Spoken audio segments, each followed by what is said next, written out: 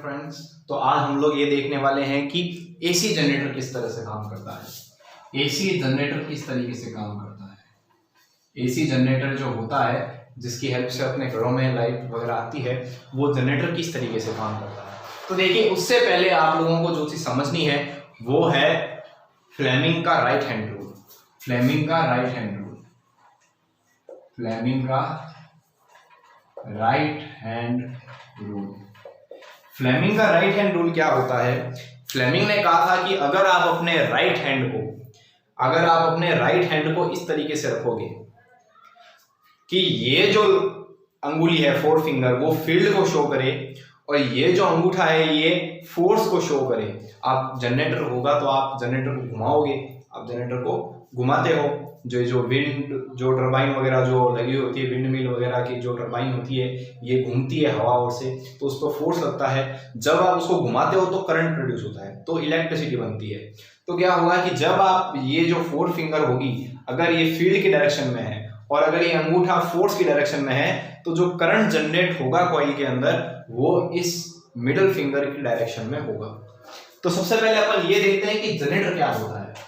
Generator क्या होता है। जनरेटर एक ऐसा डिवाइस है जो मैकेनिकल एनर्जी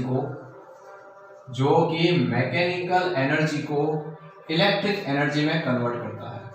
इलेक्ट्रिक एनर्जी में कन्वर्ट करता है मतलब अगर आप इसको घुमाओगे तो घुमाने से क्या होगा, इलेक्ट्रिसिटी बनती है। अब देखिए एसी जनरेटर जो होगा वो कैसे काम करेगा। तो जो फ्लेमिंग का राइट हैंड रूल है उसमें आपको फोर फिंगर जो होती है वो फील्ड को शो करती है। कौन से फील्ड को, मैग्नेटिक फील्ड को, क्योंकि अगर जनरेटर बनाना है, अगर आपको जनरेशन करना है तो आपको मैग्नेट लगानी पड़ेगी। फिर जो थंब होता है वो फोर्स को डिनोट करता है और जो मिडल फिंगर होती है वो शो करती है करंट को, करंट किस डायरेक्शन में फ्लो हुआ। अब अपन देखते हैं कि जो एसी जनरेटर होता है वो किस तरीके से काम करता है। देखिए एसी जो जनरेटर होगा उसमें मान लीजिए ये नॉर्थ पोल है और एक साउथ पोल है, मैग्नेट लगी हुई है, बीच में ये मान लीजिए कॉइल है और ये जनरेटर है। जनरेटर को आप घुमाओगे, ये अपने आप नहीं घूमेगा, आप घुमाओगे। हो सकता है आप हवा से घुमा रहे हो या पानी पे जो टरबाइन वगैरह होती है, डैम्स वगैरह होते हैं उस पे बना रहे हो, लेकिन घुमाना पड़ेगा इसे। और ये इधर एक लगी होती है दोस्तों, स्लिप रिंग बोलते हैं इसको स्लिप रिंग बोलते हैं। ये कार्बन के ब्रशेस होते हैं।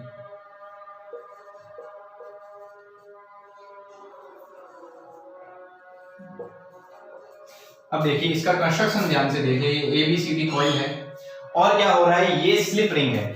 ये जो AB का वायर है ये इस रिंग के, ये रिंग काफी पतली होती है, मैंने इसको मोटा बनाया है, ये अपने रिंग जितनी इस तरह से पतली होती है। अब क्या होता है कि ये वायर इसके टच है और इसके चारों तरफ घूम रहा है और ये जो वायर है ये इसके टच नहीं है, इसके अंदर से होकर के निकल रहा है। ऐसे समझिए कि एक रिंग है, इस रिंग के अंदर से वायर जा रहा है, इसको टच नहीं कर रहा है बस। और टच कौन से पे कर रहा है, इस पर आकर के टच कर रहा है, इस पर आकर के वायर टच कर रहा है। अब आप मान लीजिए कि आपने जनरेटर को घुमाना शुरू किया। आपने क्या किया, जनरेटर को घुमाना शुरू किया, हवा आई और ये जनरेटर ऐसे ऐसे घूमने लगा। ये जो जनरेटर है ये ऐसे ऐसे घूमने लगा, हवा आई है। हवा आने पर जब ये जनरेटर इस तरह से घुमा तो क्या होगा कि ये वायर जो होगा वो पीछे की साइड जाएगा, बोर्ड के अंदर की तरफ जाएगा। तो बोर्ड के अंदर की तरफ जाएगा तो आप मान लीजिए अंगूठा जो है वो आपका अंदर की तरफ गया, अंगूठा जो है वो आपका अंदर की तरफ गया और ये नॉर्थ पोल इधर है, साउथ पोल उधर है, मतलब फील्ड ऐसे जाएगा, नॉर्थ से साउथ हमेशा फील्ड जाता है। अंगूठा अंदर गया तो जो करंट है वो नीचे की साइड जा रहा है, मिडिल फिंगर आपकी जो है वो नीचे की साइड है। तो क्या होगा, जो करंट होगा वो जो करंट प्रोड्यूस होगा इसके घूमने की वजह से वो क्या होगा, करंट B से लेकर के A में जाएगा, यहाँ पर जाएगा, इस ड्रम पे टकराएगा और ड्रम से लेकर के इधर चला जाएगा। ये मान लीजिए PQ पॉइंट है, तो P से लेकर के Q पे करंट जाता है, P से लेकर के Q पे करंट गया। ठीक है, चलिए आगे देखते हैं।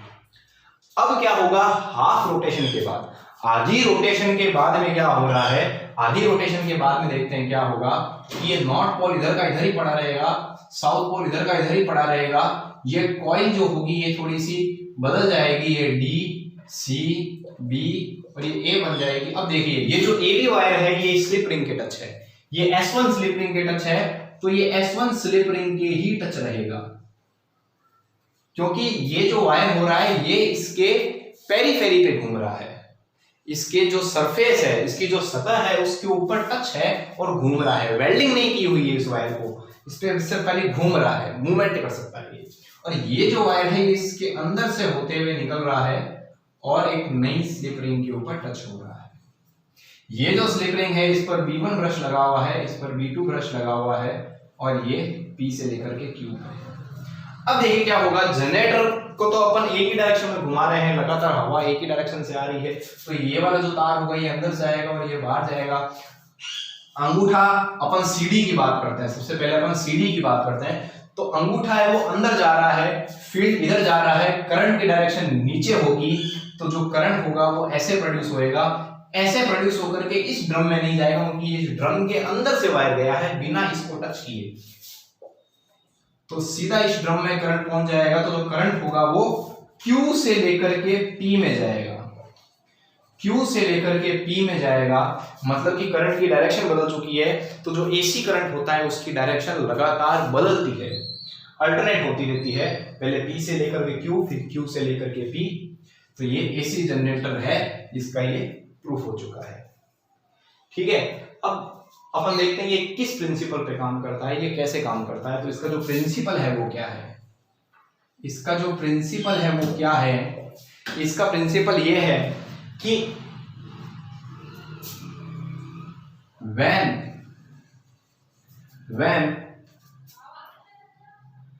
a conductor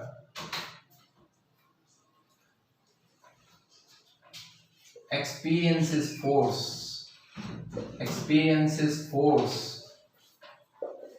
in magnetic field, then current will produce, ये इसका प्रिंसिपल होता है। आई होप आप लोगों को समझ में आ गया होगा।